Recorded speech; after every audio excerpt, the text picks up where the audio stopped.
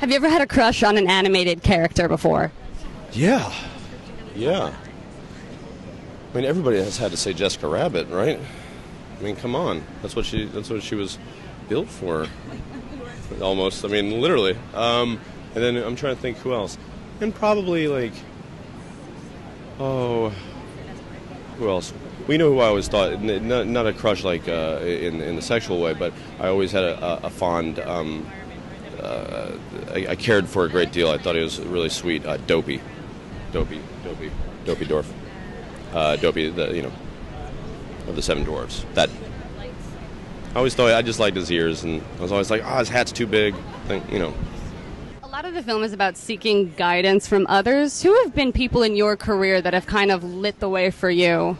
I've worked with amazing people, from Birdie Sweeney, who was an Irish actor I worked with on Ballycus Angel when I started out 12, 13, 14 years ago, to Brendan Gleeson, whose work I grew up watching and loving and got to work very closely with, and someone I'd call a friend. And I've worked with amazing people through the years, but there's been people who aren't anything to do with film and movies who would probably be more significant guiding lights in my life, certain friends and relatives and people, fragmented conversations I've had in the wee hours of the morning through the years with people that I never met after that night but who had a profound effect on me. The film is based on Brave Good Bugs, a children's book. Is there a book from your childhood that you would love to see made into a film one day? Yeah, sure. Like into an animated film? Yeah, golly, yeah. A book from my childhood. I feel like they've done them all. Yeah, nothing I can think of off the top. Maybe redo, do a spin on, of something that's been already made. Maybe a new animated Alice in Wonderland.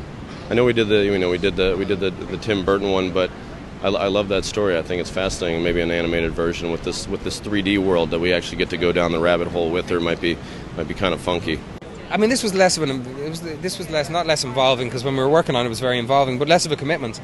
Usually a film takes 3 or 4 or 5 months to do, and this was 5 or 6 sessions, about 4 or 5 hours a session. I love films. It was different. Yeah, it was different. It was fun. As I said, if you do a film for 3 or 4 months, it becomes not your whole life, but it becomes a really big part of your life for a while. So there's a certain level of immersion and involvement in that can be a pain in the ass at times, but it's a really cool thing as well, and if you like what you're doing. And this was fun. I mean, I really enjoyed it, not having a camera there judging, just using your voice. It was kind of like mask work in a way. There was a kind of sense of liberation with that. I mean, I had seen when I met Chris first, he showed me some of the artwork, and I just thought it was one of the most beautiful things I'd seen. So it was really cool seeing the film and seeing it all brought to life. So I think the great thing about your films is that they appeal to both adults and kids alike. Okay. How do you go about, creating a project that, captures the attention of both age groups?